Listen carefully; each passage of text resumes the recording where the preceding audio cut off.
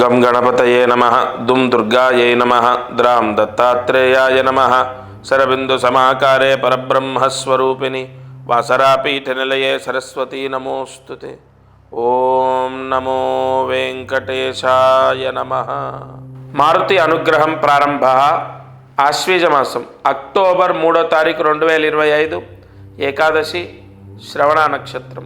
ఈ రోజున దీపారాధన 5 ఒత్తులు, బాగా వినండి, 5 ఒత్తులు ఒక ఒత్తిగా చేసి ఈరోజు కుసుమ నూనెతో దీపం వెలిగించాలి. ఎందుకంటే ఆశ్వేజ శుద్ధ ఏకాదశి రోజు ఏ ఇంట్లో అయితే కుసుమ నూనెతో దీపం వెలుగుతుందో వాళ్ళ ఇంట్లో వెంటనే ఉద్యోగ యోగము సంభవిస్తుంది. అంటే వాళ్ళు ఇక్కడున్నా విదేశాల్లో ఉన్నా ఈ దీపారాధన చేస్తే ఉద్యోగం వస్తుంది. 5 ఒత్తులు ఒక ఒత్తిగా చేసి సూర్యాస్తమయంలోపు కుసుమ నూనెతో దీపం వెలిగించాలి. మీ పూజా మందిరంలో మీ ఇంటి దైవం, కుల దైవం ఎదురుగా ఈ దీపం వెలిగించాలి. ఇప్పుడు మా ఇంటి దైవం వెంకటేశ్వర స్వామి, ఆయన ఎదురుగా దీపాన్ని వెలిగిస్తాను. అలా ఈరోజు అదృష్టమైశ్వర్యం, జ్యోతిష్యం. ప్రతిరోజు అనేక ఛానల్లో, అనేక మాధ్యమాల్లో, పుస్తకాల్లో మనము జ్యోతిష్యాన్ని గురించి వింటుంటాం, చదువుతుంటాం. ఆసక్తిగా మన గురించి కూడా తెలుసుకోవాలని ప్రయత్నిస్తాం. అయితే ఇక్కడ జ్యోతిష్య శాస్త్రంలో సక్సెస్ రేట్ ఎంత? జ్యోతిష్య శాస్త్రంలో మనస్ఫూర్తిగా సరైన మార్గాన్ని సూచిస్తే 100% సక్సెస్ రేట్ ఉంటుంది. నేను చెప్పే మాట మిమ్మల్ని కన్విన్స్ చేయడానికి కాదు, సత్యాన్ని మాట్లాడతాను. సుబ్రహ్మణ్య అనుగ్రహంతో నాగశాస్త్రం ద్వారా కలియుగంలో మీరు ఒకటి గమనించండి, మనం ఏ నిధి నిక్షేపాలకైనా ఏ బంధనాలకైనా నాగబంధనాలు వాడుతూ ఉంటారు. కొన్ని సంవత్సరాల క్రితం నుంచి, రాజుల కాలం నుంచి నాగబంధనం వేసినటువంటివి ఎంతో పవర్ఫుల్. ఎందుకంటే కలియుగంలో వెంటనే ఒక అద్భుతమైన యోగాన్ని పొందేది నాగ శాస్త్రంలో ఉంటుంది.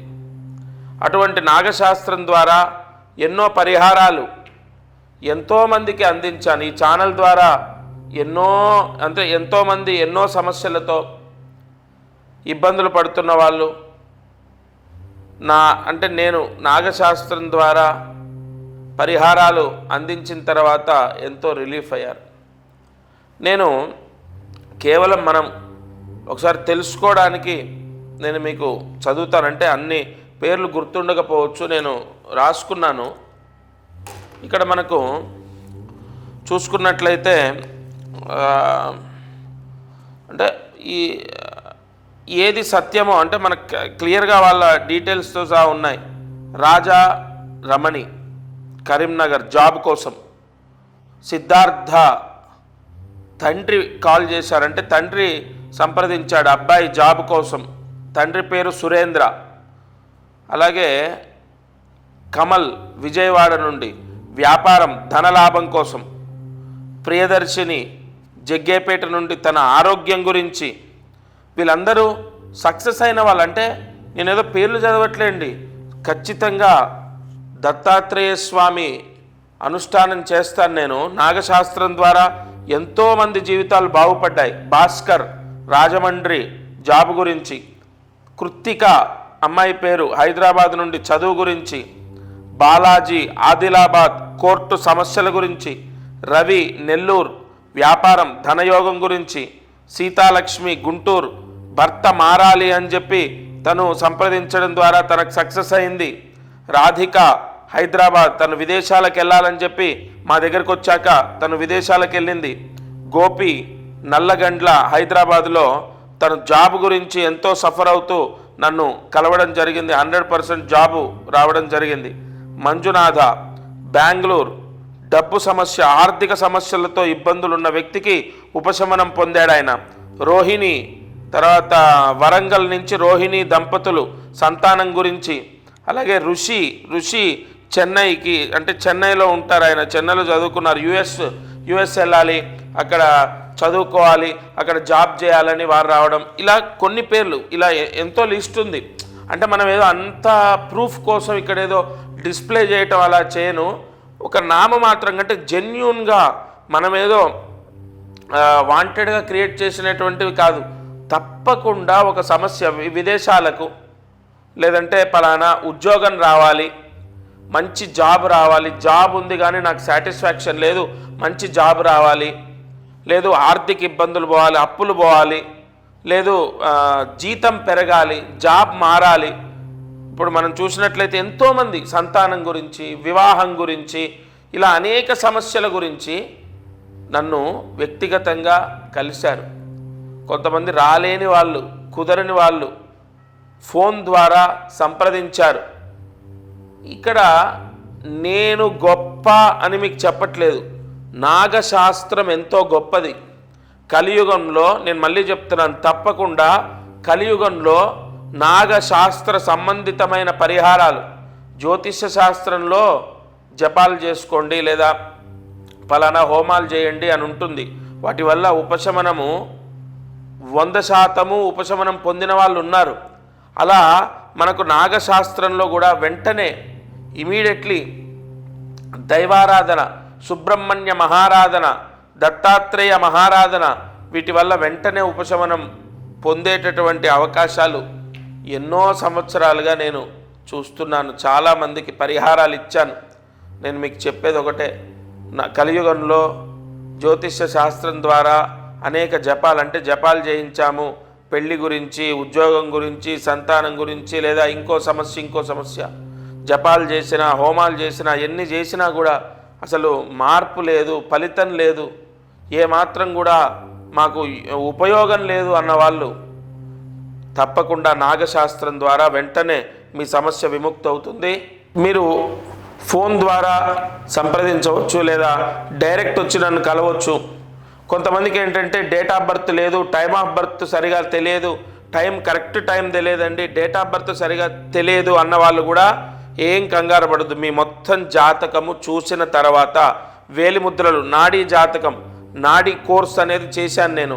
నాడీ జాతకం ద్వారా మీకు పరిహారాన్ని, ఉపశమనాన్ని ఏ విధంగా పరిహారం చేసుకోవాలో చెప్తాను.